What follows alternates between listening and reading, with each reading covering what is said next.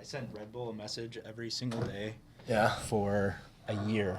And I did the same to Waffle House every single day for a year. It's a hell of a combo. To see if they could, for a sponsorship, like kind of as a joke. Never responded to one.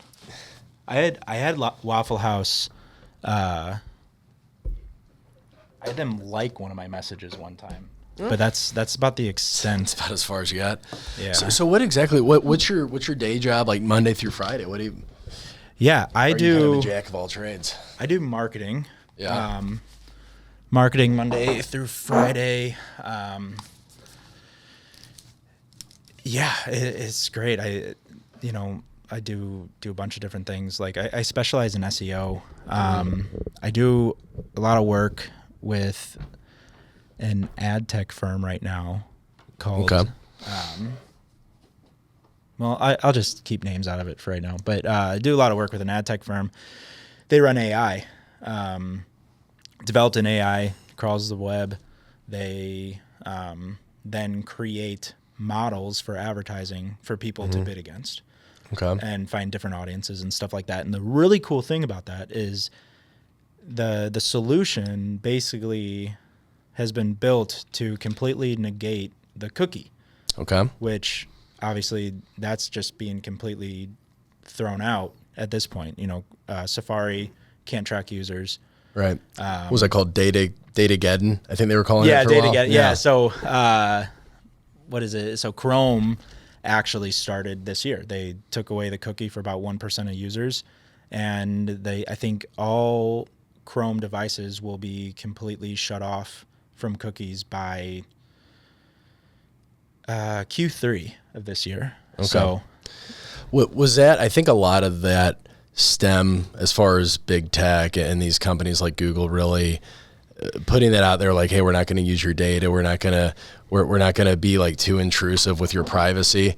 Did a lot of that come from 2020 and the whole, like 2019, 2020, I feel like is when big tech really kind of got on people's radar and really got on people's short list of things that they were paranoid about, or right. And rightfully so. I mean, it's Alexa and Siri probably know more about me than I know about me. Yeah, I think a lot of it stemmed from the fact that people were getting really paranoid. It doesn't happen as much anymore, but it used to happen all the time. You'd sit there, you'd talk about a car or talk about finding something, and that ad will show up for you on Facebook. So really, Right. A lot of it started with Facebook, and they sold a lot of user data. They were in court for a really long time about this. They sold a lot of user data, and people are just like, okay, so we give you our data for free, and you make millions on it. Right. And Facebook's argument is, well, we also give you a free product, so it's kind of a tit for tat. Mm-hmm. The problem is that this opened the door for people to look at every company. Sure. Every single company that you sign up for, they are taking your data and they're selling it. Right. Because data's a priceless asset. Right. Well, it's probably in those, million word little disclaimers right before you purchase a new app or you sign up for something, and I do. I think everybody does. 99% of people just scroll all the way to the very bottom and click the box like, yeah, I agree to that. And you're not knowing exactly what you're signing up for. They probably put that language there in the disclaimer that banking on nobody's going to read all of that. Yeah, and South Park made a whole episode on this about was it Stan? He signed the terms and conditions. Or no, it was Kyle. He agreed to the terms and conditions for the new Apple update. Yeah. And Apple started coming after him. Okay, you're going to do this, you're going to do that. And he's like, what the heck? And they're like, well, you read the terms and conditions. Right. Yeah, You the terms and agreed to this. conditions. Exactly. You sign your life away. Right. That's that's a big part of it. I primarily focus on SEO and search engine optimization and just like getting people to rank. Like a big mission of mine has been working with and helping small businesses do that. Like I was just telling you earlier, I'm not a gatekeeper for anything. When it comes to SEO, I'll share everything I know with you. Anybody who wants to know, I will share everything I know about SEO and how you can do it yourself. Where I charge money is when people want me to do the work, but I'll share all my knowledge of it because the thing is that you're never gonna beat dollar for dollar these big competitors. Right. It's impossible. And so, but what is one thing that you can do? A lot of these competitors, they are higher in the rankings because they're more relevant and they have a lot of traffic. Mm-hmm. But that's usually if you're looking for them or a specific product. But when it comes to the actual questions that people have about certain products or services, that's where little guys are able to beat the bigger guys. Yeah.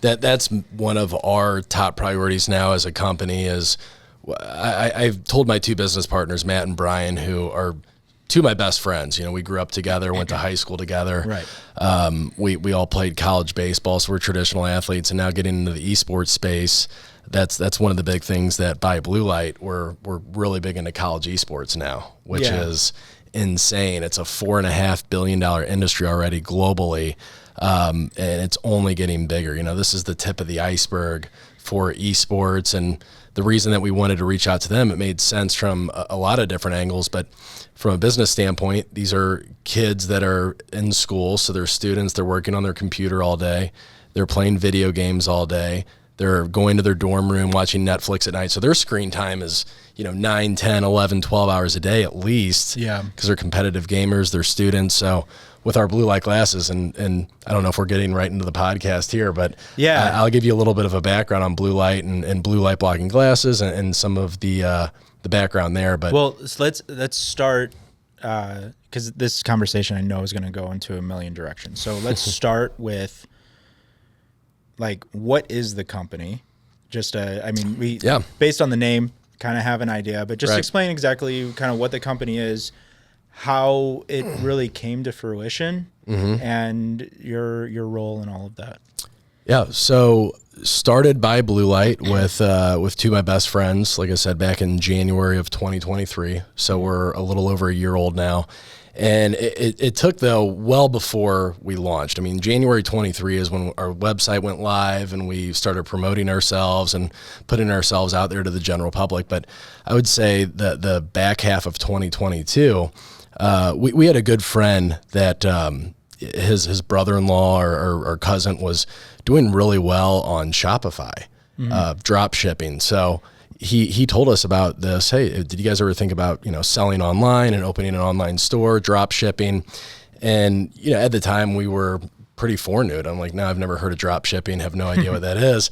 And our buddy's like, well, yeah, my brother-in-law or cousin, whoever it was, is making a ton of money doing this. Right. So we started looking into it and doing our research, and we're like, well, okay, well, we still feel like this is a new thing, people selling online, being able to make a living. And we all know in this economy too, we all have our day jobs, but need a little bit of a side hustle, a little side income. So our ears perked up, and then we were like, okay, well, what's a good product that we can offer? You go online and you see dozens and dozens, hundreds of categories. It's like, do we want to sell furniture? No. Do we want to sell food, beverage? No. And we came to the conclusion of blue light glasses because I'm a big believer in it. I've always been one that's looked out for my eye health and have worn blue light blocking glasses, just working, sitting behind a screen, things like that. But we also knew too, like, this is a product that anybody can use. Anybody from the age of 2 to 92 is staring at a screen all day. As we march further in the digital age, it's only going to be more and more prevalent. And with those screens emits blue light. So it's a very short, high frequency wavelength that the human eye can detect, and it can cause digital eye strain, eye fatigue, headaches, disrupted sleep patterns, because blue light actually suppresses melatonin production. So we're like, okay, well, this is a product that people can use it. It's nothing like too risky where, you do like a lotion or some kind of like topical cream. There could be lawsuits. People get a rash, infection. Right. Blue light glasses, it's a pretty safe product. It's lightweight. It's easy to ship. And I'm a big believer in the product. So we decided to go that route because, again, this is a product that we feel like everybody could use. And we felt like the further we go in the digital age, these studies with blue light and the damage it can cause are only going to be more and more prevalent. Yeah, and the really interesting about blue light glasses is we have the data on what it's doing to people kind of in the short midterm, because people our age, we didn't grow up with technology. We didn't grow up with computers. I mean, we did a little bit, but we were kind of in that crossover period of, we played outside until it got dark. And then all of a sudden, we were still writing papers on paper with pen. We had to learn cursive. And then in college is really where we started typing things a little more. Yeah, it's a new phenomenon, right? Like staring at screens for 8, 9, 10 hours a day, that's been the last 15, 20 years maybe? Yeah. And humans have been around for thousands of years. So think about that. Human evolution, your eyes cannot adapt like that. Yeah. We've gone thousands of years as a species with not having to deal with any screens or artificial blue light that come from those screens. So while there's definitely short-term data out there that touches on the nasty side effects and how blue light can be damaging to your, obviously, eye health, but even mental health too, because one of the things that I touched on earlier, blue light, especially at night, that's why medical experts for years have said, hey, don't look at your screens, 2 hours before bed. That's the golden rule, right? Don't get on Twitter or on your phone or watch TV, because the blue light can disrupt your sleep patterns because it suppresses melatonin production. That's an actual fact. Yeah. So it's one of those things where, the short-term studies and side effects and data is very alarming. And I believe, and my company believes, the further we get down the road of the digital age and all the extended screen time, that data is only going to be more shocking. And what we're trying to do as a company, Mike, it's not, we're not just selling glasses. We're trying to create a movement. We're trying to start a conversation and tell people, hey, blue light's a thing. This is what you need to do to be proactive, protect your eyes. It's not just wearing blue light glasses. There's other tips out there as well that we endorse and support. But we just felt like this product is a proactive tool to have in the toolbox, so to speak. Absolutely. And the thing is like a lot of kids nowadays, I mean, we have kids like our generation and, people like 8 to 10 years older than us are having kids. And I mean, you go to any restaurant, you go any place at all, they just put an iPad and headphones on them. Right. Like, we don't know what that kid's gonna, like, this is the first generation that's sitting there constantly looking at a screen. Exactly. For forever. Like, we know what it is doing to them mentally and behaviorally, but we don't know what that's going to start doing to them physically, especially with their eyes when they're adults. I mean, we're already seeing signs of just what technology is doing to us, what smartphones are doing to us. I mean, they're saying that there's people out there and that are being born with, but even some people that are just developing it, that our neck muscles are getting weaker. And so people are starting to develop like a hooked neck, actually. Bone overgrowth to hold, like, your body's basically evolving so to make sure that your head doesn't fall off your shoulders. It's insane. I joke, but it's somewhat tongue in cheek, but somewhat serious, that you fast forward to 100 years from now and you're going to see the evolution of humans. Everybody's going to have terrible eyesight and they're going to have like a crooked neck from looking down at, from looking down at your phone all day. I mean, I've had that issue too, where I get, tightness and soreness in my neck. And one of my doctors said, it's probably from sitting at a desk and being hunched over all day and looking down at your phone. So it's something to be conscious about. And it's one of those things where blue light glasses, we didn't invent this, right? They've been around. There's been other competitors that hit the market before us. So we didn't invent the wheel or anything here, but we knew that we could sell these products, and not only sell these products, but again, create a movement. We noticed that other companies in the marketplace here that sell blue light glasses, they all sell other things too. They sell sunglasses, they sell T-shirts, and we are specifically at Buy Blue Light. It's in our name. We're saying bye to blue light. We want to be the gold standard for blue light blocking technology.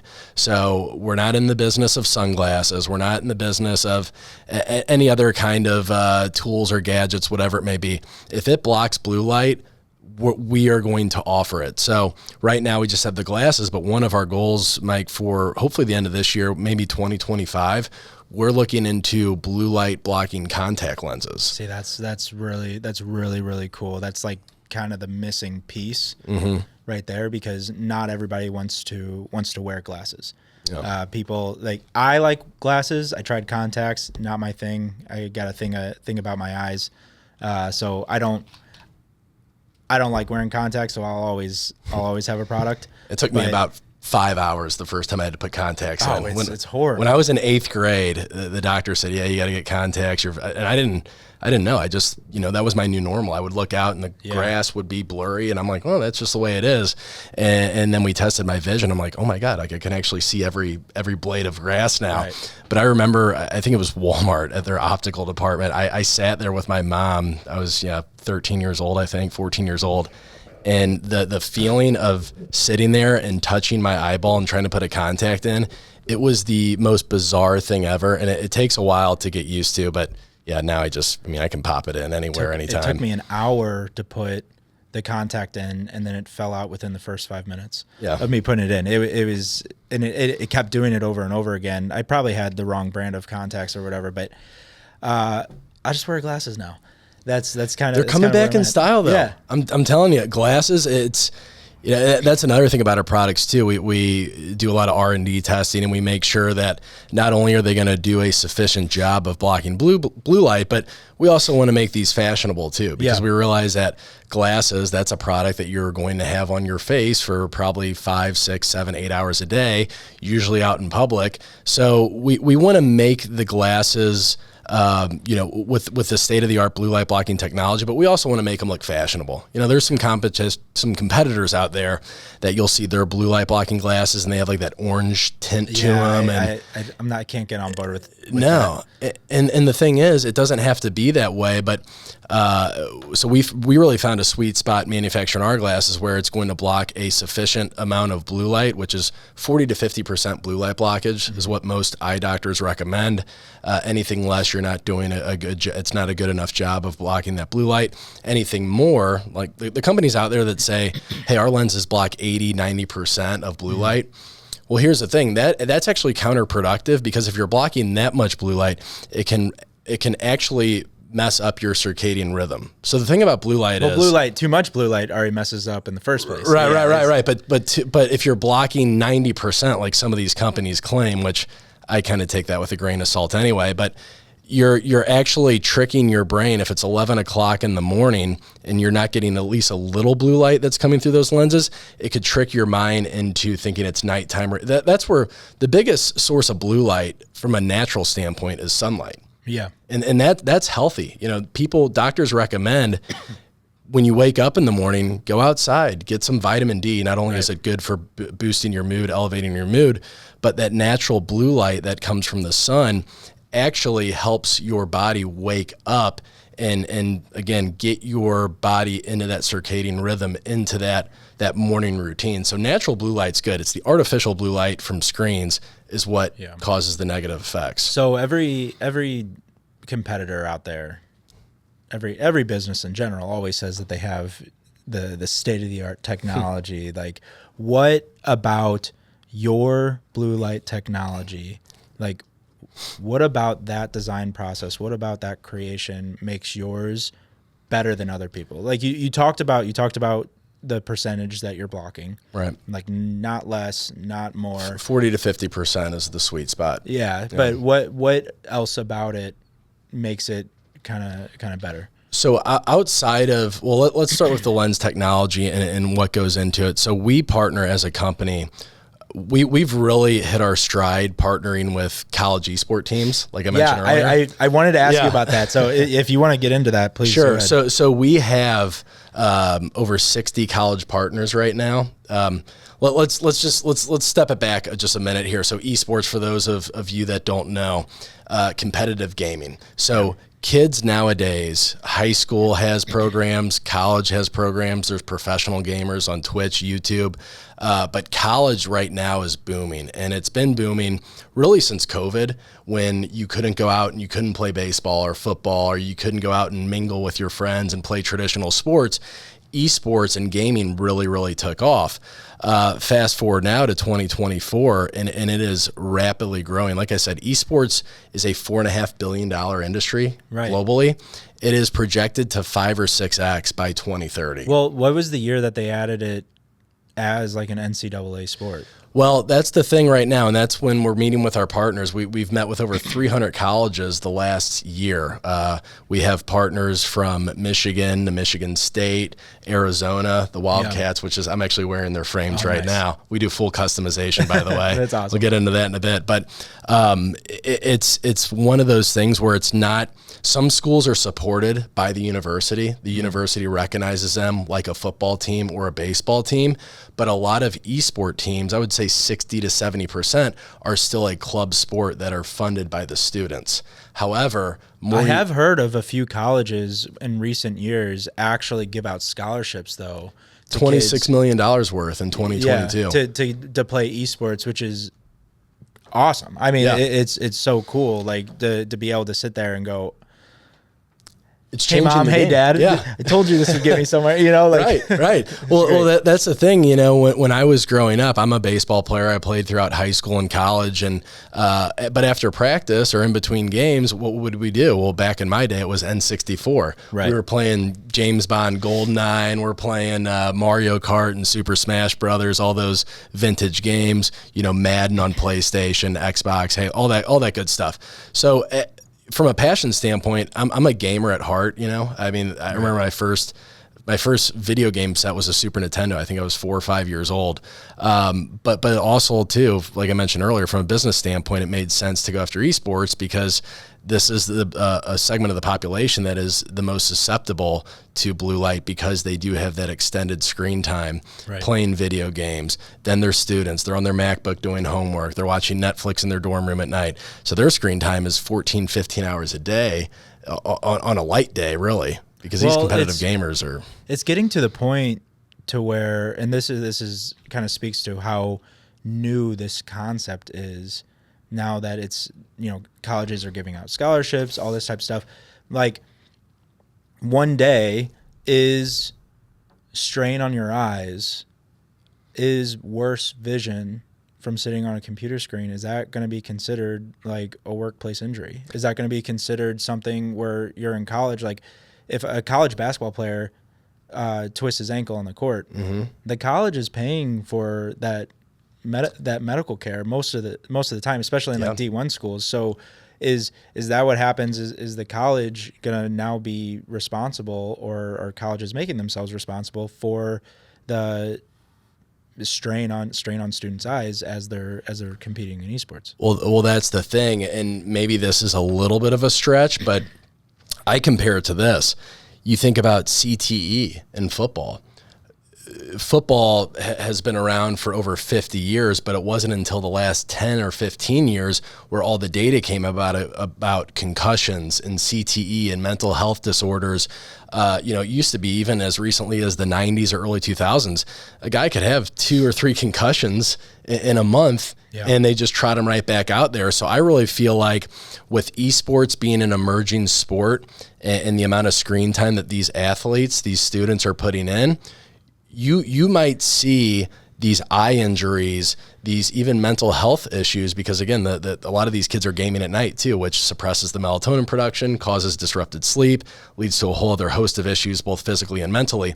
But I could really see the blue light or the eye injuries from 5-10 years from now almost being like the new CTE, where we didn't know about it in football until recently. And one of the things as a company we want to do, it's all about health, wellness, and education and creating that awareness. But I could almost see blue light glasses, and it doesn't have to be from our company. I mean, preferably it would be, but I could almost see this mandated at either the high school or collegiate level, where it's no different than wearing a football helmet. It's no different than wearing a baseball helmet. And sometimes, unfortunately, it takes a serious injury for the awareness and the conversation to start. Yeah, it makes sense that would actually be part of the uniform going forward, because it's one of those things where, like, you definitely don't want to be the first college that, some kid that you gave hundreds of thousands of scholarships for some kid who, now with the way they're doing it, can also make money off of his name and likeness. Right. You don't want to be responsible for that kid losing his livelihood or not being able to compete. It's and a competitive advantage too, by the way, because if you can keep your eyes healthy and you're blinking less and you're having less digital eye strain, eye fatigue. We go to conventions as a company all across the country, these different college tournaments and things like that. And a lot of our students, a lot of our customers will say, man, before I started wearing blue light glasses, I would walk out of a gaming arena and my eyes would be just bloodshot. Right. I'd have blurred vision. I'd have the little floaters. And ever since I started not only educating myself on blue light, but taking the proactive step to block that blue light with our glasses, noticed a huge difference in how my eyes feel and look after competitive gaming. And also too, again, because you're not having that eye strain, you are able to game longer, which then creates a competitive advantage. So it's not only health and wellness, but there's a competitive advantage to it as well. Yeah, I can see that. Like I work pretty long hours. A lot of what I do at night, because there's not like a million messages coming at me, is like when I really sit down and like I edit videos or content or things like that. Mm-hmm. And every night, like I'll come upstairs and my wife will be like, you look like you're insane, or you look like you just like did drugs or something like that, because my eyes will just be completely bloodshot, even with blue light. I mean, these are blue light glasses, they say, but I don't think we'll get you hooked up. Yeah, I don't think they actually do anything. There's some scam artists out there too. You have to be careful because it is. I will say the blue light thing, it's finally getting some play, finally getting some recognition, and you're going to see these fly-by-night glasses companies. Right. You see even like traditional clothing stores. I mean, I won't name any names here, but just clothing stores that you don't even think of as glasses companies. Now I see on their website they're starting to offer blue light blocking glasses because it's the next big thing, and I hate to see these fly-by-night companies come in just for the money grab and trying to play on people's emotions and kind of the not the phobia around this, but you can just tell who's insincere and who's not, and who just wants to make a quick dollar and who actually wants to create a movement. Yeah. And hopefully with Buy Blue Light, we're like I said in the beginning of the show, we're doing more than just selling glasses. We want to create a movement around this. We want to start a conversation and at least educate people on blue light and why it's bad, and here's some steps you can take to combat those nasty side effects. So a lot of what I look for when I'm looking at a product and I'm sitting there going, okay, is this a good product or is this a bad product? The first thing I sometimes look at is the price point. Is, I'm not privy to how much it actually costs to make a certain product, but I can tell when I look at a product based on the price point that there's no way that they're making money off of that. Why wouldn't you, if your product does the same as this company, why wouldn't you charge 3 times what you're charging? Point being, just for people who don't know the difference. Mm-hmm. I mean, we talked about the percentages. Not all companies put that on the description. They just say blue light, and people are just going to buy it. Mm-hmm. Can this even be answered? What price point would you say is there's no possible way that that company can sell that product at this price point with this type of quality?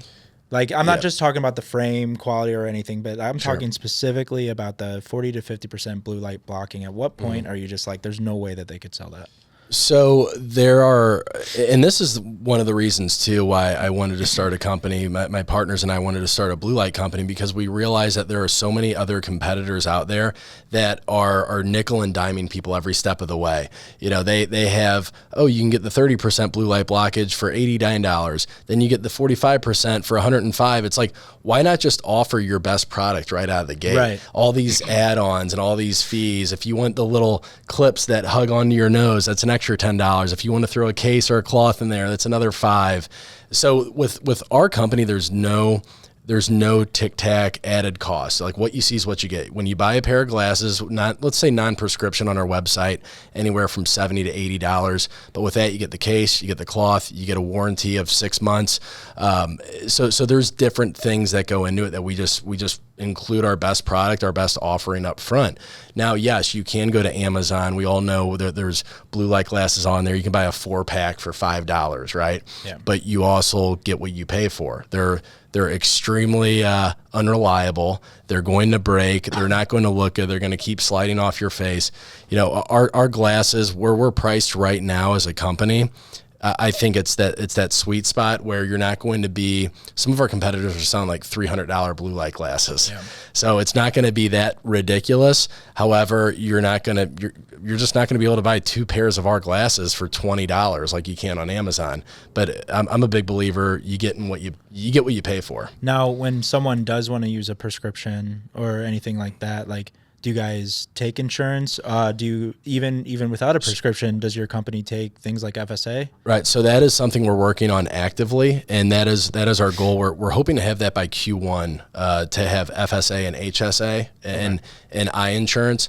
Now, typically, this is still a new venture for me, right? I've been in the game now for a year as a business owner and a CEO, but I've talked to several of my colleagues and other people that have started their own business, especially like in the health and wellness space. And there are some hoops you have to jump through for the FSA and HSA. But what we've found is, even right now, if you go to our website, we're not promoting, hey, you can use your insurance for this. But if you bring your receipt and you mail that into your insurance company for prescription glasses, typically you can get that covered. But yeah. Typically, I was going to say, like, I don't think your company has to actively say, hey, we accept FSA cards, but typically if the product is the product, they will be covered. Right. And that'll be done, like I said, hopefully in the next couple months. It is a process, but we already have the wheels in motion. And really the main thing is, as long as we can get that locked in before the holidays, because as you know, everybody likes to use their FSA and HSA right before the end of the year, then we'll be good to go. But that is coming very soon. So pivoting slightly, one thing that I'm always super interested in is the building of the business part. So first of all, a couple things. How does someone sign on, sign contracts with a bunch of colleges?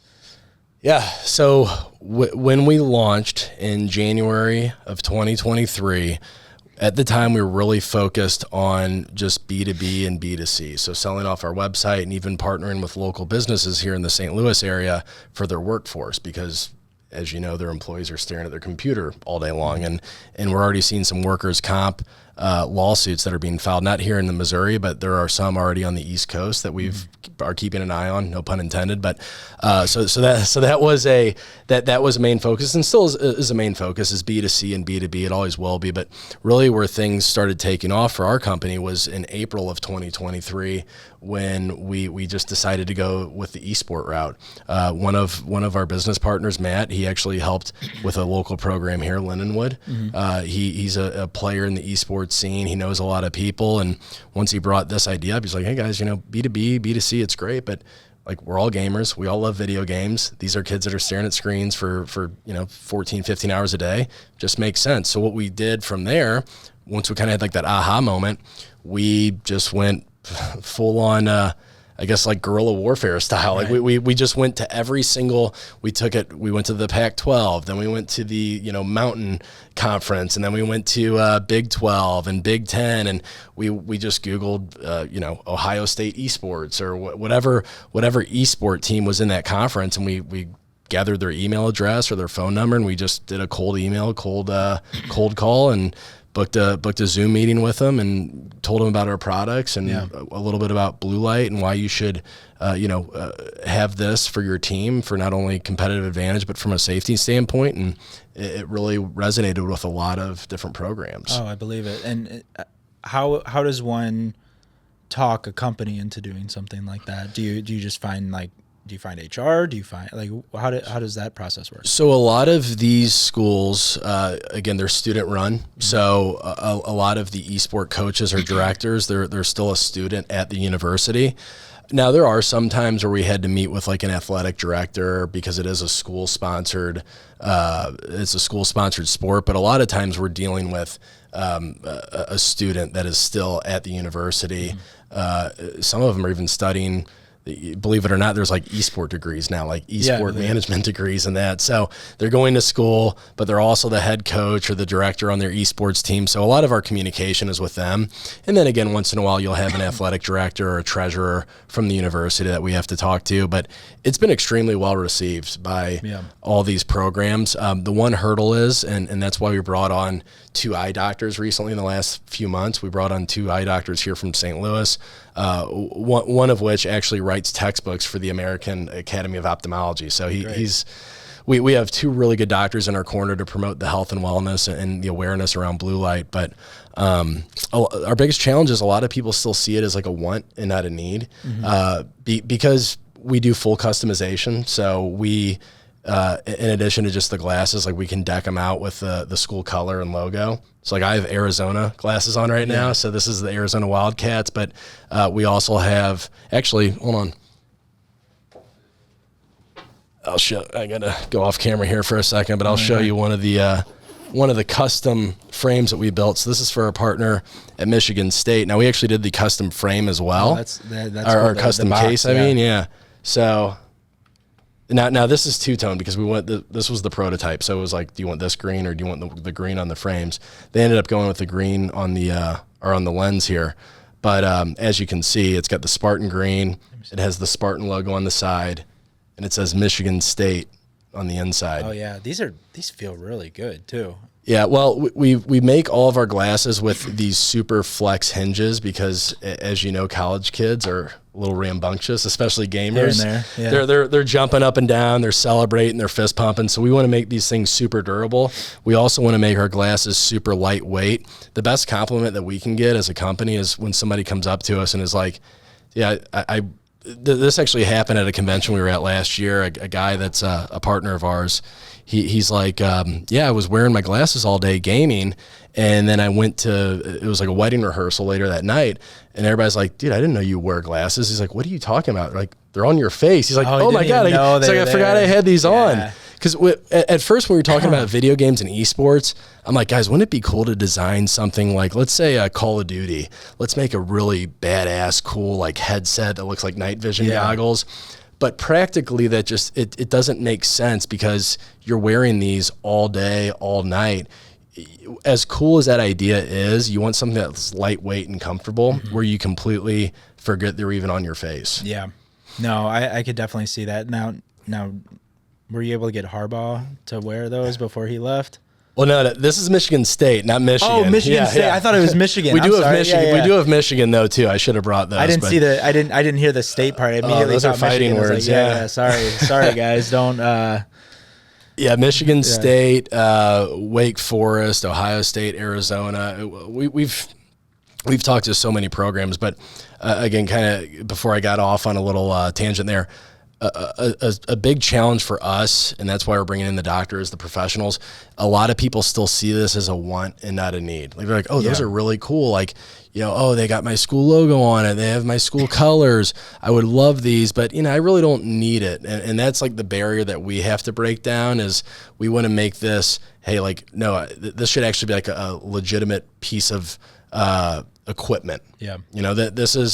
This is not like a gaming sleeve or even like a jersey. Like this is like wearing a helmet in baseball or football. And that's where the education aspect of it comes in. Where I mean, you guys are doing your part when you're meeting with the heads of these departments or the heads of these groups, and you're informing them. How are you guys getting the word out there otherwise in regards to changing just the general population's mind about it? Well, yesterday, what was that, February 6th, right? Yeah. I was up at our state capitol here, Jefferson City, because we're working with a lobbyist on a bill House Bill 2321, which would actually recognize October 10th as Blue Light Awareness Day here in the state of Missouri. Okay. So, like I've said a few times throughout this episode, we're not just a glasses company. You know, we want to promote and educate people and create that awareness around blue light, both inside and outside of esports. And in the esports space, you know, we want to help this sport grow and thrive, because we have not even hit our stride yet. I really believe esports at the college level, if you have a massive esport program in 5 years from now, that's going to be like having, and you might laugh, but it's going to be like having an Alabama football program. That's why I personally, I love working with all schools, big and small, but the smaller schools that aren't really well known for their football or their basketball, like a Duke or Notre Dame or Alabama, I like working with the D2 or D3 schools that aren't a household name, because I'm like, man, if we can grow your esport program, if you have one of the best esport programs in the country in the next 3 to 4 years, you could be known like Duke or like Alabama because of your esport program.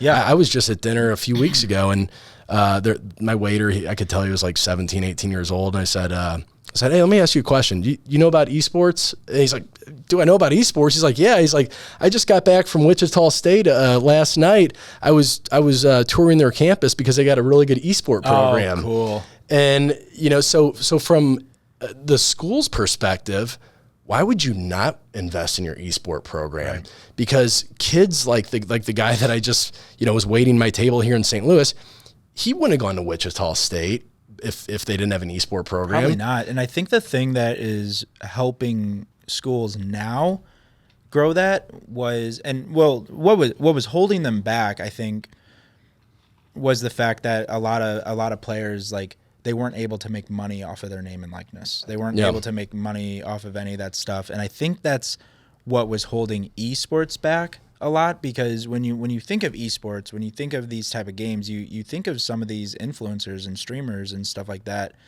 and they make a living doing that stuff. And these guys, to build a following, they have to also be doing that, and you know, to set them up for after college or whatever they want to do. And now that they have the ability to do that, I think esports are going to get a little more popular with people like that, because they can not only play esports for a college that they like, but they can also make some money doing it. And, you know, when they're not playing, they can stream or something like that, where before, you know, you just some guys could probably make more money and get more popular by not going to college for esports and just doing it on their own. And so they have to entice people to go. And I think that's a big part of it. Right. Well, and the thing is too, it's like, you know, our parents, when we were growing up, hey, you know, stop playing so many video games, go outside, get some fresh air. And as much as I am like an old school, like traditional sport kind of guy, the fact of the matter is the younger generation, Gen Z and younger,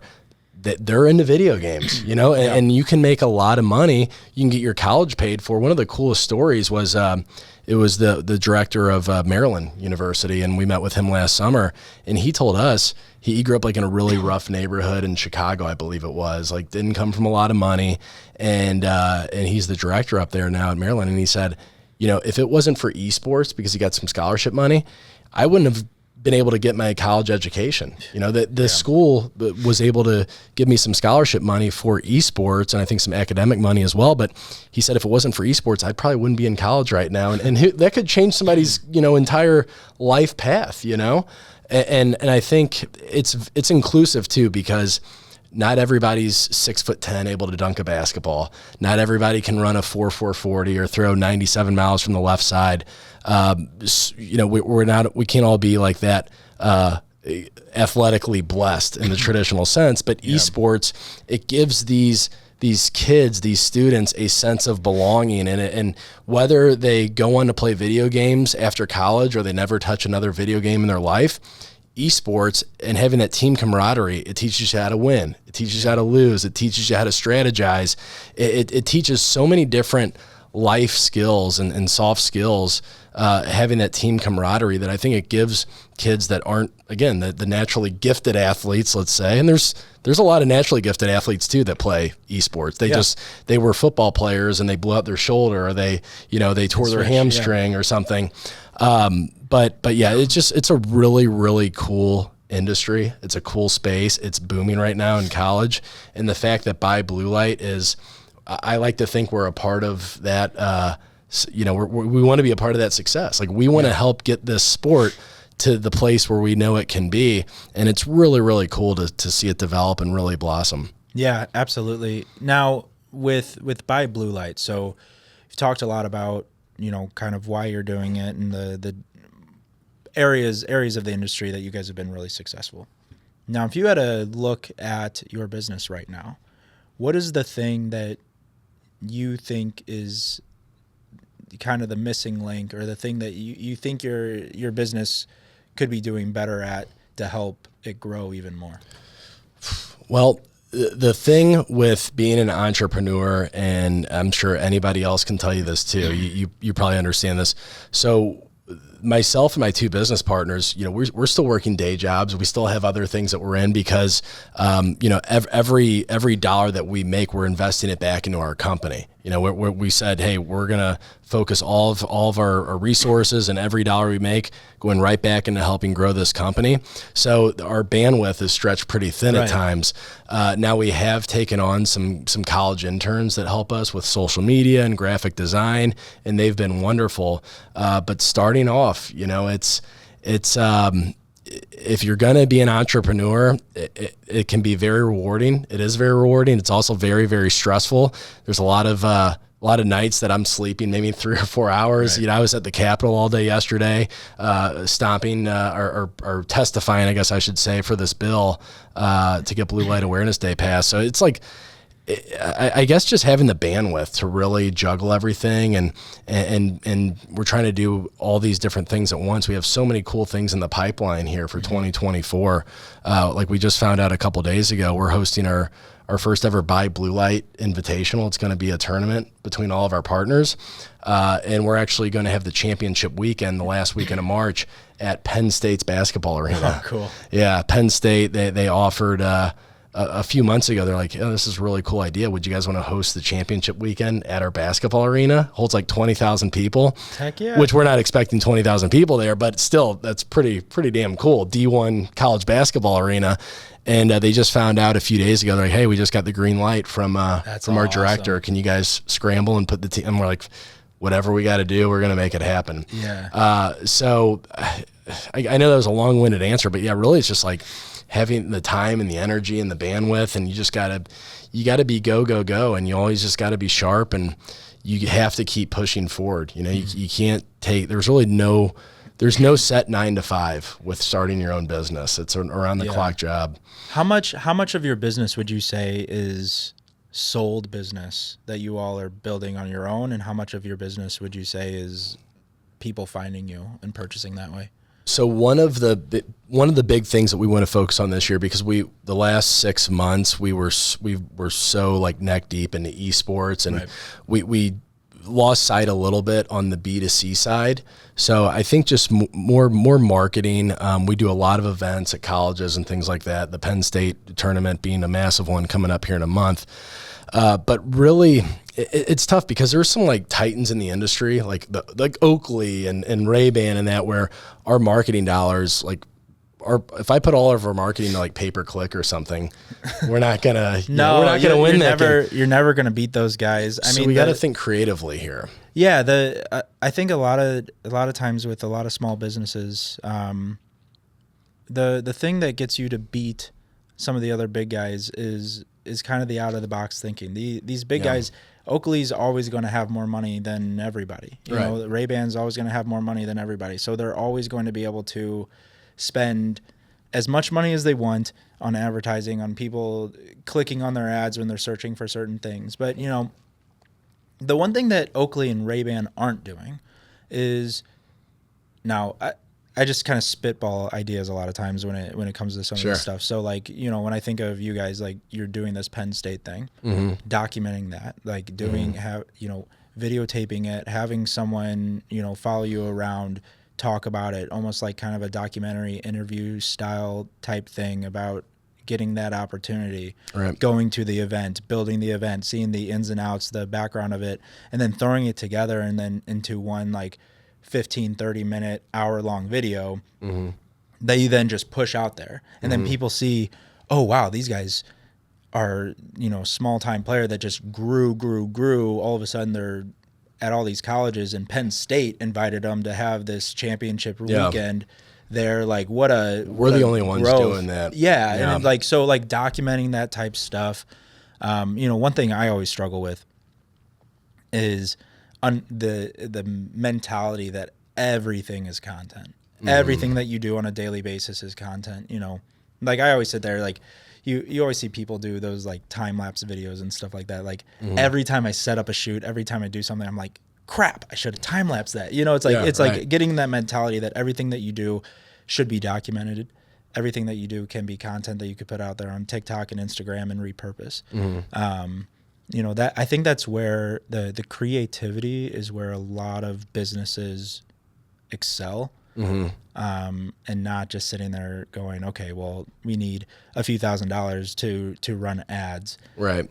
Doesn't always work. You got to think outside the box. And especially with the demographic that we're targeting. Again, anybody, I don't care if you're 2 years old or 92 years old, you could use our products. That's one of the beautiful things about it. But especially like we are the college brand now. Right. We are just in the less than a year, we've really been focusing on college esports, soon to get into high school esports too. That's a whole other bucket. But we need to pitch our marketing assets. We need to cater to a certain demographic. Like we want to be the cool brand, right? We want to be I think what we've done the last year, we already are the preferred eye protection partner of college esports. Like if you ask a random esport player in college, like buy blue light, we've done an extremely good job of getting our footprint out there. And it wasn't because we were the first ones at the game. There were other ones that had a shot at it, but they just kind of strayed away from college esports, and I'm glad they did. Yeah, you know, like you'll see some that are going like after the casual gamer, you know, like the guy hanging out in his basement and stuff, and that's fine. But we really have taken a grip on college esports. So, have you guys ever thought about reaching out to like Barstool? That's kind of where I was going with this. So like with our Penn State event, now that it's solidified. Yes, because Barstool's now getting big into esports as well. I saw they posted something just a few days ago. Well, they're the college brand, right? You know, they're the college blogging brand and stuff like that. And I think that just seems like a no-brainer business deal. I want to see when I go to Harpo's at Mizzou. All right, I want to see hanging from the rafters there, like the Mizzou flag, the Barstool flag, and the Buy Blue Light flag. Yeah. Like that's the brand that we are going for here. And you know, once we get a little bit more bandwidth here, and once we bring on new interns and things like that, my goal is, and I know my partners as well, we want to have brand ambassadors on every college campus, because the thing is, if we can take care of, like, let's say Arizona, their esport team, if we can build a great relationship with them, then from there, that's just the first stepping stone. Then we can get into the entire student body, because whether you game or not, again, it's a product that everybody could use. Like we're already in a couple bookstores across the country. Yeah.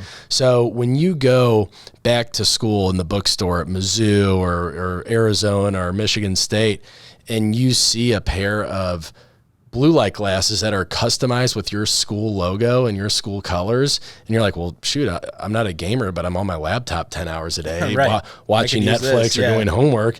I think it's a pretty cool thing to have, you know, and you're protecting yourself and you're practicing healthy habits at the same time.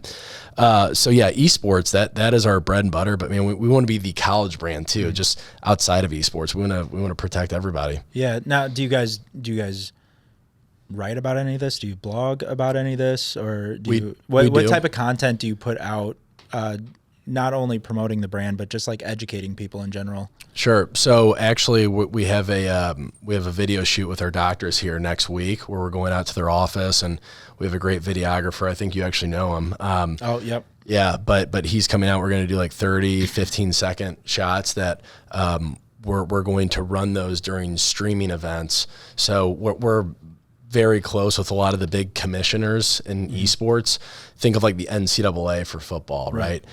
So they also have conferences and commissioners in esports as well. So we're very close with them. We've built great relationships, and anytime their team, some of these commissioners have over 500 teams that they oversee. Yeah. So anytime that there's a break in the action on an online event where these teams are competing against each other, we're going to be sending out social media content with our doctors, with myself, with some of our players that love and use our products.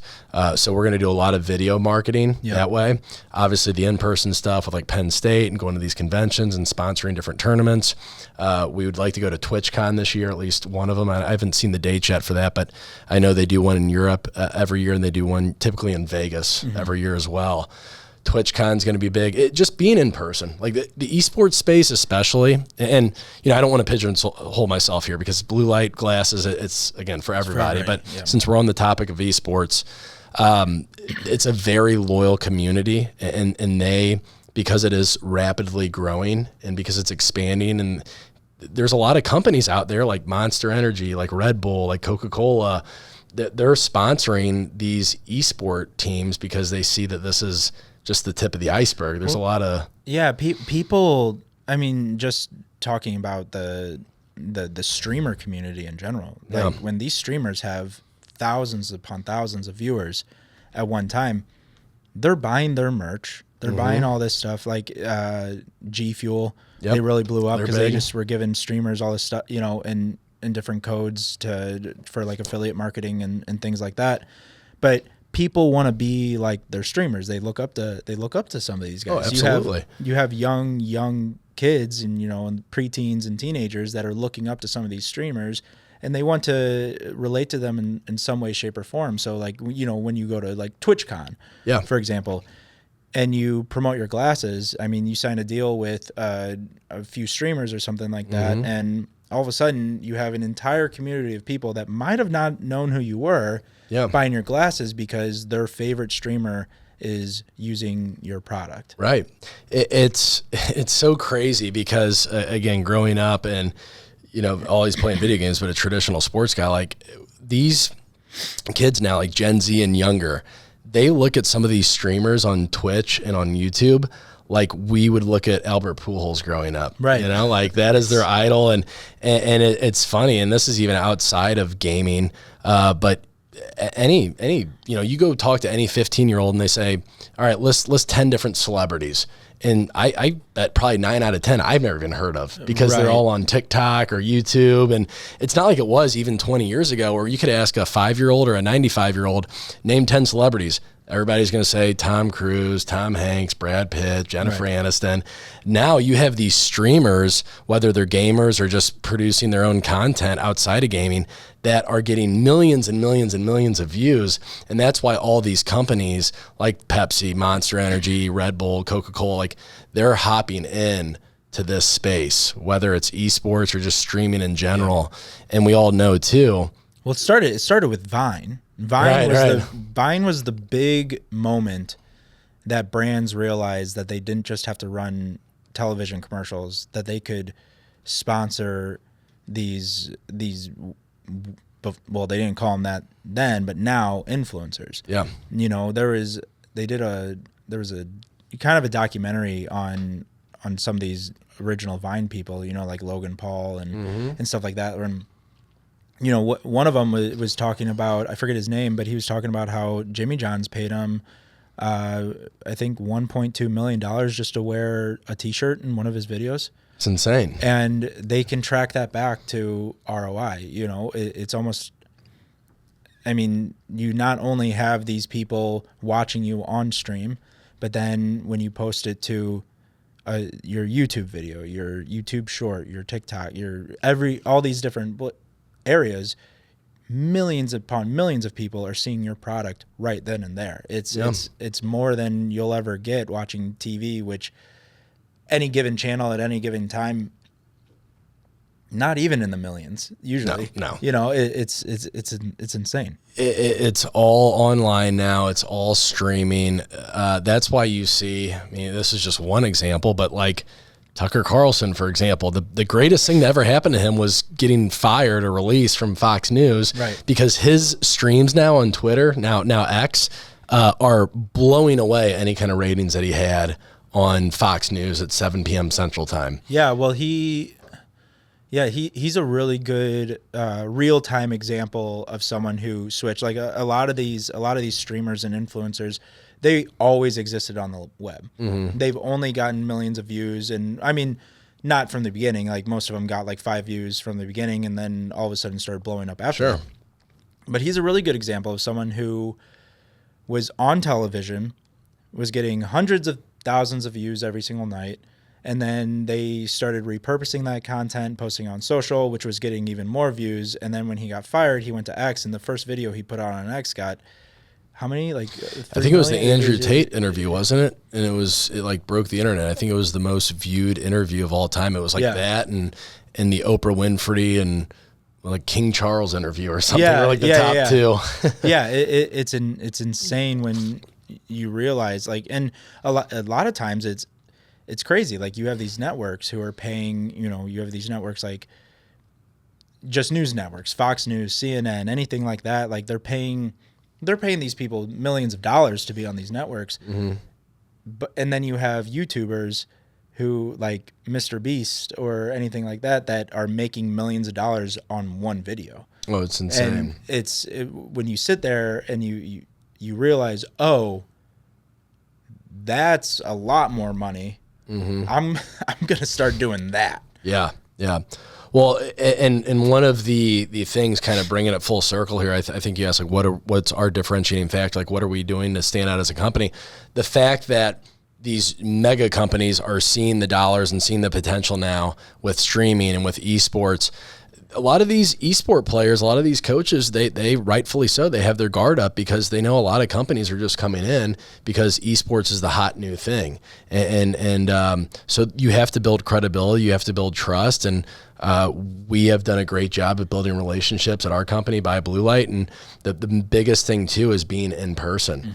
Mm-hmm. A lot of kids, a lot of students, a lot of players said there were other competitors of yours that were in a few years ago.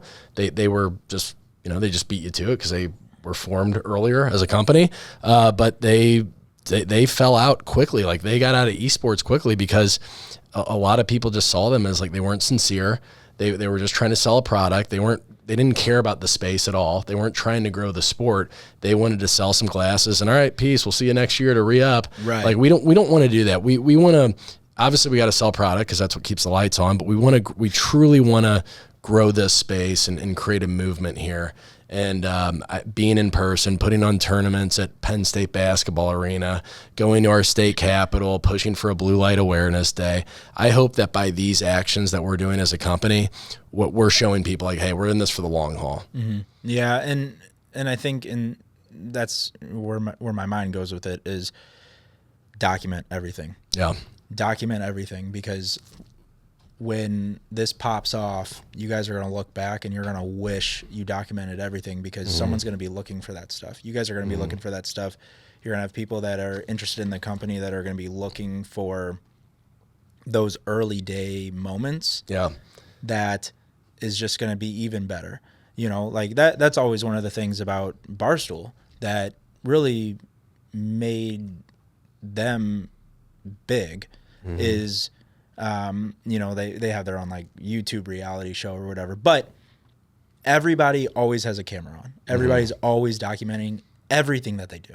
And for any business is just documenting everything that you do, because it's going to be completely invaluable at the end of the day. And the other thing is, that B2C side, mm-hmm. the ability to be found. So like when you host an event at Penn State or host an event any other place, like people are going to remember you. They're going to say, oh, who are those blue light guys? You know, there's a lot of things going on. So making sure that when people sit there and they're like searching for you, that any event that you're at, there's always something on your website or something out there that's talking about that event. So they can say blue light glasses, this college, you know, something like that. Anytime people are looking for content or information on blue light, like you guys got to be there. You guys have to, you know, be able to, people need to be going not only to your site to buy a product, but your site to learn. Yeah. And you guys are doing a really good job of not just selling the product, but also educating people. But, you know, applying that to every area of your business and it having in multiple locations is going to be really cool. Yeah, and that's one of the things that our web developer right now, she's really good at SEO too, with just adding the right kind of content, adding backlinks, things like that. But we're building, so our new website rolled out October of last year. So the first website, myself and my partner Brian, we built it from scratch actually on Shopify, but then we moved up in the world and we hired a web developer to really do a bang up job on our website. We call it Buy Blue Light 2.0, which rolled out again in October, and it highlights all our college partners and some really cool hero videos. But she is currently building an educational page that is great. Just really going to hammer down on the health and wellness, and like those videos that I mentioned that we're shooting next week with the doctors, those will be hosted there. We would also like to get some backlinks too to different medical research articles, things like that, because SEO, I get it, like I'm a marketing guy. SEO, you can have the best website in the world, right? And it could be the Rolls Royce of websites, but if people can't find it and it's on the third or fourth or fifth page of Google, then doesn't matter how cool that website is, nobody's looking at it. Yeah, and it's not even, I mean, even the best product. Even the best product in the world, you have to be able to be found, because there's always going to be people who were doing it before you. There's always going to be people who were doing it slightly better. And they have a head start, especially with someone that's creating a new business. Right. It's one of the more important parts of building a website, building a business. I mean, that's how drop shipping became so popular. We were talking about drop shipping people would, I mean, there's apps out there now where you don't even have to house any of the products anymore. You just integrate that app. Anytime someone purchases it, it goes directly to the distributor or the warehouse, and it ships out from there. You don't touch anything. You don't even have to fulfill the orders. Right. It all happens right there. But drop shipping got so big because, I mean, how do people find your site? They weren't just putting a bunch of advertising dollars in there. They were developing content to bring people to the site.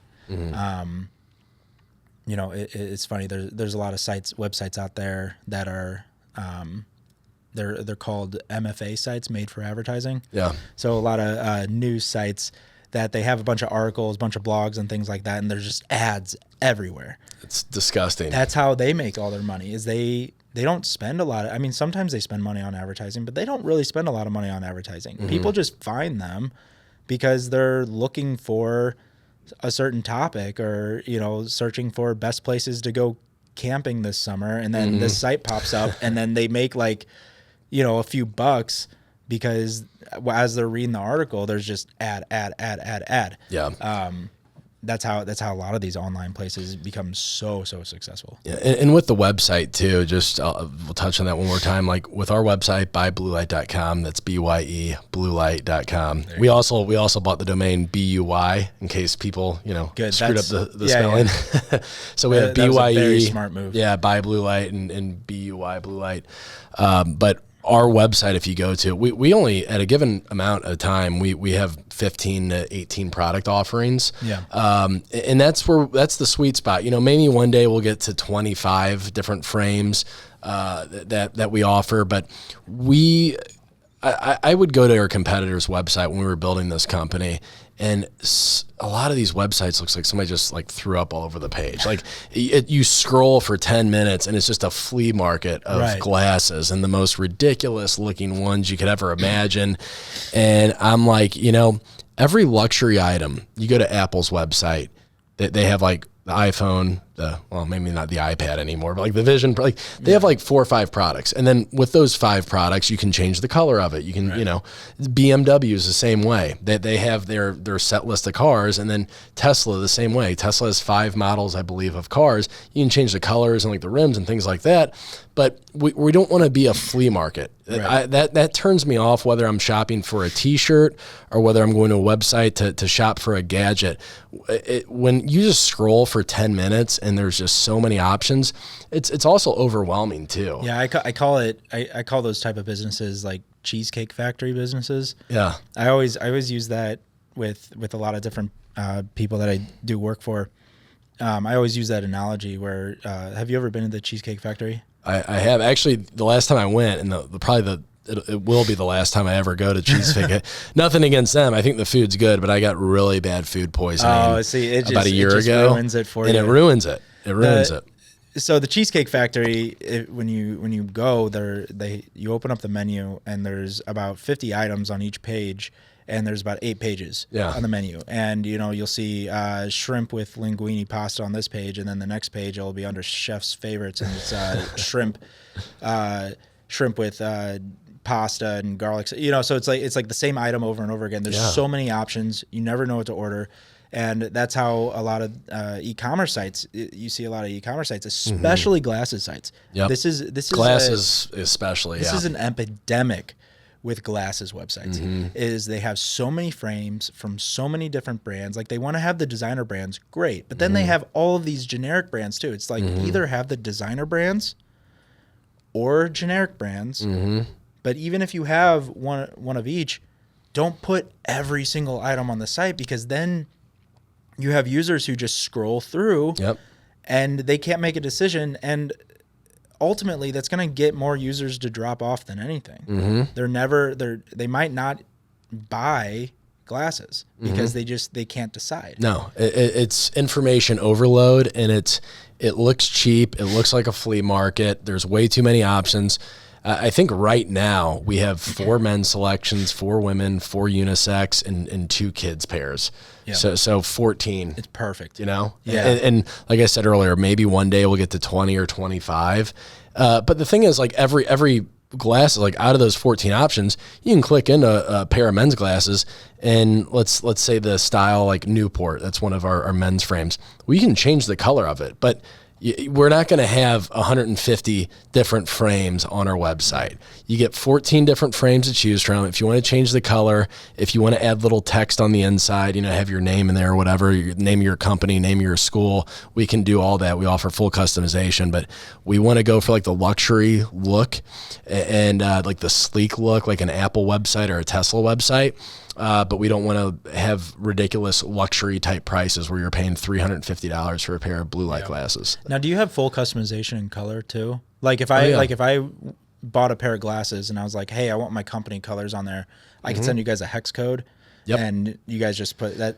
Well, you don't even have to send it to us anymore. You can go right to our website. Yeah. So on our website, there is a section there where you can upload like a JPEG file of a logo, and then you can also put your hex code in, and then there's like a space to put text on the inside of the arms. So yeah, going to like I know we talked a lot about college and esports and just B2C, but B2B as well. Like I mentioned earlier, there's already some lawsuits that are coming out, like workers' comp and things like that. Hey, I was staring at a computer screen for 50 hours a day working my accounting job. Now I'm getting cataracts or macular degeneration, and I have vision loss. So that's if I were a CEO, well, I mean, I am a CEO, but of a company with a huge workforce, not even a huge workforce, just like people that I was responsible for, I would definitely be pushing the health and wellness factor and just equipping them with a pair like that. That should be like a welcome gift, you know, when you started a new company, like an Edward Jones or something, just, you know, you get that little swag bag and you get a couple t-shirts and you make it a coffee mug. Why not give your employees a $60 pair of blue light glasses when they start? Or at least offering some sort of compensation or something to your employees to help pay for something that's going to help you and keep you healthy. Like there's all these employers, they'll help you with gym memberships, they'll help you with healthy eating and nutrition. Like a lot of that stuff is covered. Like, why not also cover some of the cost with blue light glasses if it's going to help their employees not only live better lives but also be more productive? Exactly. You can work later into the night and not have to deal with the sleep issues. Yeah. Every company, it seems like now, is so concerned, at least they say they're concerned about their employees' well-being, their mental health, and all of this. However, when you're talking about at night staring at screens, and blue light is proven to suppress your melatonin production, which disrupts your sleep pattern, and disrupted sleep patterns lead to mental and physical health issues. Why would you? Yeah, it just seems like such an easy, proactive thing to do. Well, I think it's the mentality that we have, especially in the United States, unfortunately, about healthcare in general, which is we don't support preventative health. We only support after something's wrong, and so your employer, your health plan isn't going to necessarily cover blue light glasses, which is going to help you not get cataracts or any of that stuff. But they're definitely, or like reduce your melatonin. But they'll cover your melatonin supplements that if you take too much could kill you. They'll support they'll support your surgeries and all that type of stuff. And it's like, wouldn't it be so much cheaper just to pay for a $60 pair of glasses? Exactly. Well, or at least cover part of it. That is so true. And our doctor who writes textbooks for the AAO, if you go to the AAO's website, the verdict, they don't really take a stance on blue light. They don't. They say that, yes, they acknowledge blue light, and yes, it does suppress your melatonin production, but as far as like the long-term effects, we just don't have enough data out. So they're not 100%. They're definitely not against it. They believe in it and they say it's there, but they're also like not 100%. Hey, you got to protect yourself from blue light. And I consider myself a little bit of a conspiracy theorist with a lot of that stuff. I always sit there and I go, okay, well, why haven't they made a verdict on it? Well, how much? There's no money. There's no money. Preventative, because right. There's no money in a lot of it, and you have to think a lot of people part of different organizations and stuff like that, and a lot of people on different boards, and they're all also on boards of certain pharmaceutical companies who create the melatonin, who create all the different types of drugs that you'll have to take or have to supplement with because your eyes are messed up. There's a lot of corruption. There's a lot of, but yeah, that's the thing. It's not a high dollar item. Especially people that don't have prescriptions. Yeah. People that have prescriptions, a lot of times you have to change that prescription every once in a while, but people who don't have prescriptions, like, they could buy a $60 pair of glasses, $80 pair of glasses, and that could last them years. And how much I could spend $80 on a pair of your glasses, and all of a sudden I'm not spending hundreds of dollars on various drugs or supplements or things like that to help my eyes. The reason why the AAO and like some of these bigger organizations, they haven't focused on preventative medicine, just like how the FDA doesn't focus on preventative measures either. But pharmaceutical companies, the medical community, it's all about money at the end of the day. Yeah, it's all about money. They don't like cures. They like things that just like stop symptoms, Right. They like Band-Aids. They don't like the natural. That's why general practice doctors, a lot of them, they won't even talk about, hey, you might need to lose weight by eating healthy and exercising. Right. It's all right. You got high blood pressure because you're overweight. Healthy eating and exercise, that's fine. But let's see. Pfizer has a new drug out for blood pressure medication. Let me just write you a script. I was listening to a podcast the other day, and they were talking about hypertension. So it's really, really funny that you brought that up. So they're talking about hypertension, and they said there are so many times that people are diagnosed with hypertension because we have a one size fits all sort of medical system. And so people will go into the doctor, they'll take their blood pressure, and they'll say, oh, your blood pressure is a little high. Let's figure out why. And most of the hypertension cases are undiagnosed or unknown hypertension. So they'll check their heart, they'll check out everything. So the person's spending thousands of dollars on all these tests. Mm-hmm. They're saying, okay, we can't figure out why the blood pressure is so high, but it's not affecting you in any way. Overall, you're very, very healthy, but we're still going to put you on a drug. So we're still going to manipulate something in your body of what we can tell is a perfectly healthy individual. Yep. And it's crazy to think about that like people, everybody's different. Sometimes different hormones, sometimes different things like that. Like they're different for everybody, and so they don't always have to be treated with some sort of drug. No. Well, it's like ADHD patients. You know, you take little Timmy who's 8 years old, and little Timmy doesn't want to focus on math and multiplication and division. He'd rather doodle on his paper. Yeah, because he's an 8-year-old boy. Like, yeah, of course he's looking outside at, the kids kicking the kickball around or throwing the baseball around or daydreaming about being outside, or daydreaming about being at home playing video games. It's, I believe like ADHD, it's a real thing. Don't get me wrong. Like there are people, but the fact of the matter is, doctors and pharmaceutical companies, medical communities, they're so quick to just throw out a little script, and like even the parents too. It's like, hey, I don't want to discipline my kid or teach him, how to have manners, or how to pay attention, or whatever it may be. Let's just go take him to the doctor, get some drugs in him. Well, they're even finding. So obviously the rise in ADHD. The rise in other chronic, like the rise in chronic diseases. I mean, we could go down a rabbit hole, but like, the rise in IBS and stuff like that. They're now finding connections between taking ADHD medication as a young child and IBS as an adult. Really? And yeah, it can mess with your stomach enough that it actually really ends up hurting you. And it actually giving young children drugs like that stunts their brain growth, so you're guaranteeing that they actually have that disease as an adult. It's when you really comes down to circle.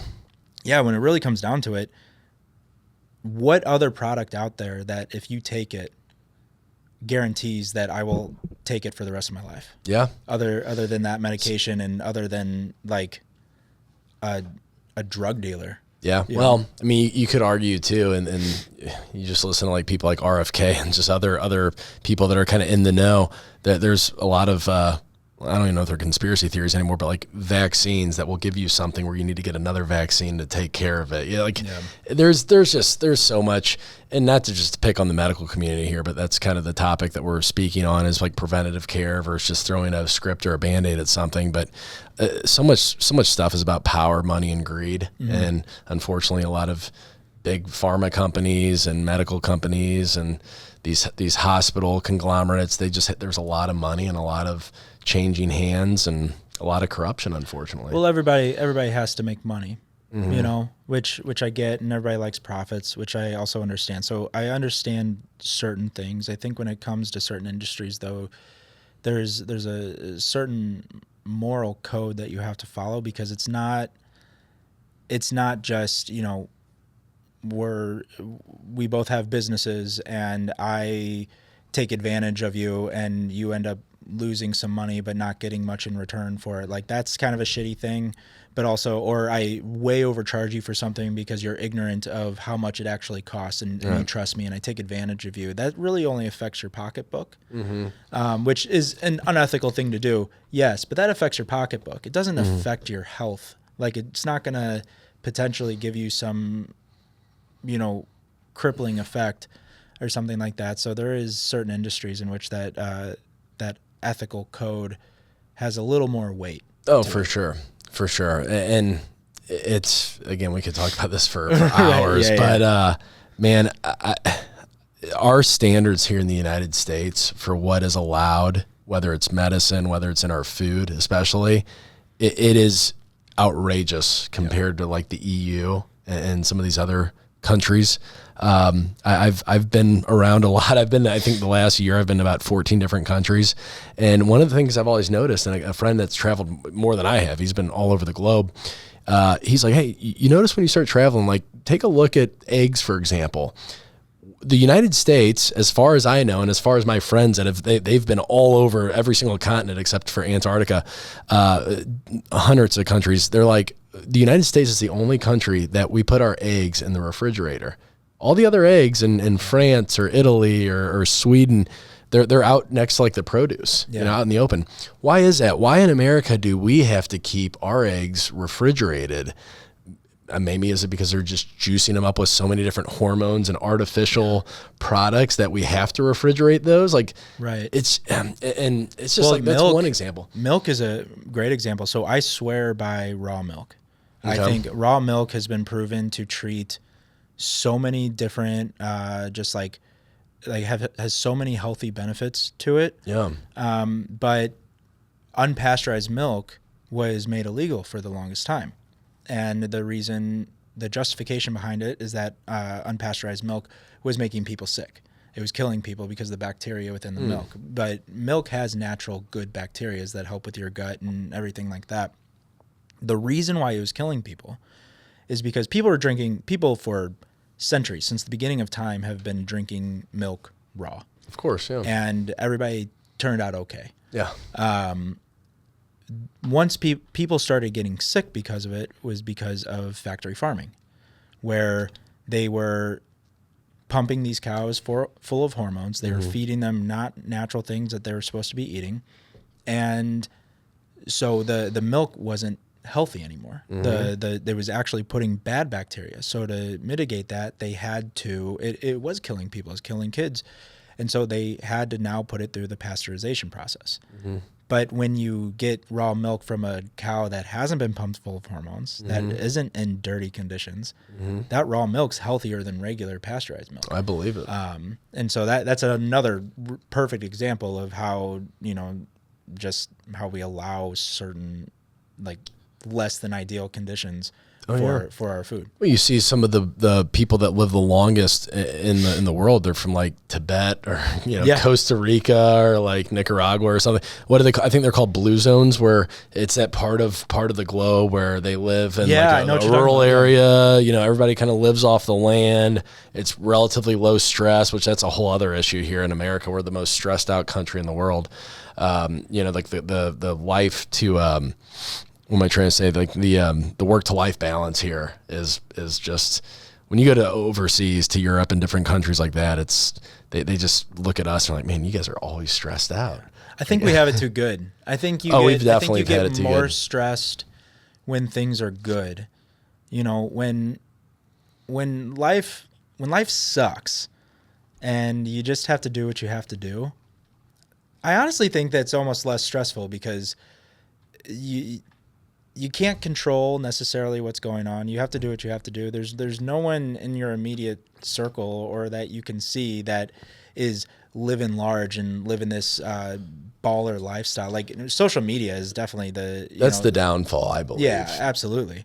Which is why, going back to one of your questions that you asked like an hour ago, like, oh, what are you doing like on the marketing side and the content side? And like, I one of the things that I would love, and we have an intern that's doing social media now, and he's doing a good job, but I was running the social media for the longest time, and as the CEO and a co-founder, social media director.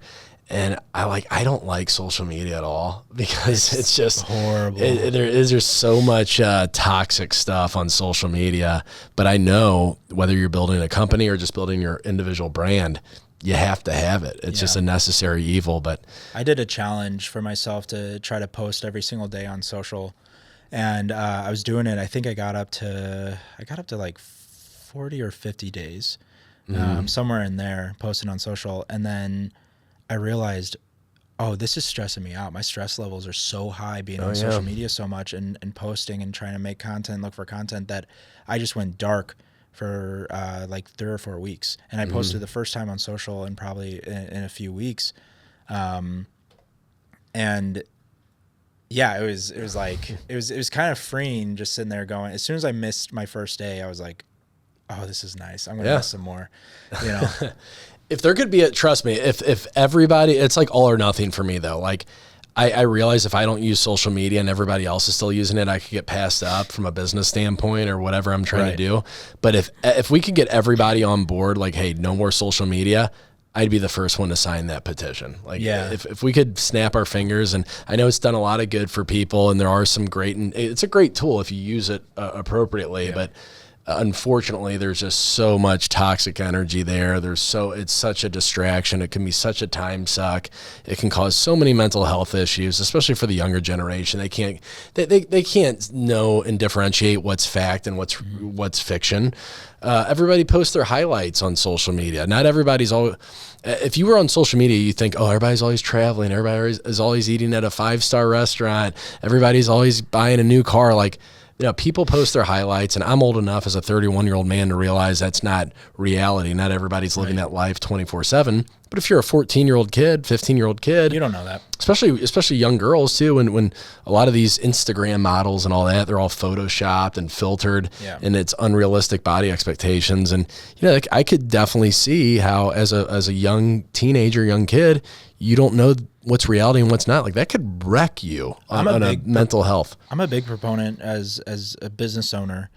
I always recommend this to people that are running their own business, who don't want to get to business owners in general that are running their own business, that don't want to get distracted by social, is get a social media poster.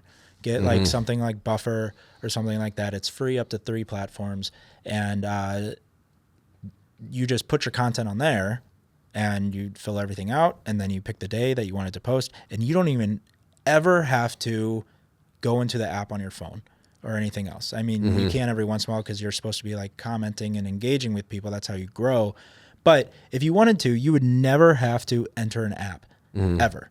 And I love that, because then it kind of takes away that aspect of it. And it's more of just like filling out an Excel sheet, or doing something for accounting. You're just putting in information and then just pressing go on it.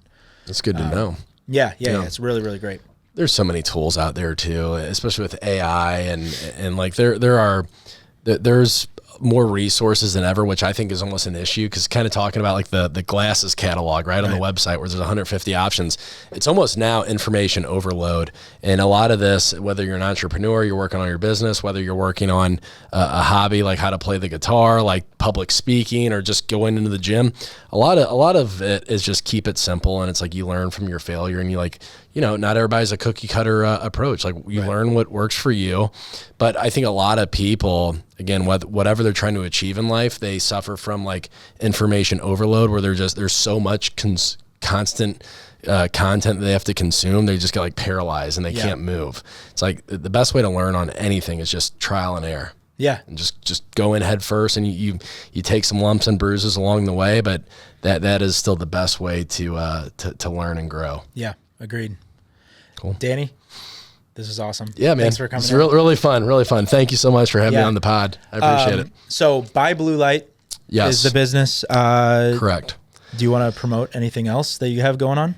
So yeah, Buy Blue Light. That's BYE Blue Light. We have a tremendous catalog there, and if you're a gamer, if you're not a gamer, if you're staring at screens for an extended period of time, that's probably a great tool to have, a proactive tool to have, is blue light glasses. But as far as promoting anything else, I have my show coming up here in a couple weeks. So I'm also going to be getting a radio show. I've been in media here in St. Louis for the last 7-8 years, mostly on the marketing and sales side, but I've made some appearances on local radio shows talking about politics, current events, just a whole list of things, kind of like what you do here on this show. So that's going to be on 101.9 News Talk STL. Great group. We're looking at launching the first episode February 18th. Awesome. And there's going to be more updates on my Instagram page. You follow me, it's at Danny, DANNY DFINE. Cool. So keep an eye out for those. Yep. But when you're looking at my Instagram page, just wear blue light glasses, because because you're going to be healthy. While you need to be healthy, media. Exactly. But also look at my Instagram page. But also don't go on social media. Right. If you're going to go on social media, if you insist on, because I get it, man, you can't avoid it. Like, if you're going to get on Instagram, TikTok, whatever, fine. All I'm trying to do, I just want to practice good, healthy, proactive solutions. All right. Just prepare yourself, and just, be responsible and take care of your eye health. Right. Yeah. So, awesome. There we go. All right. Signing off. All right. That's the sign off. Beautiful. That's the sign off. Yeah.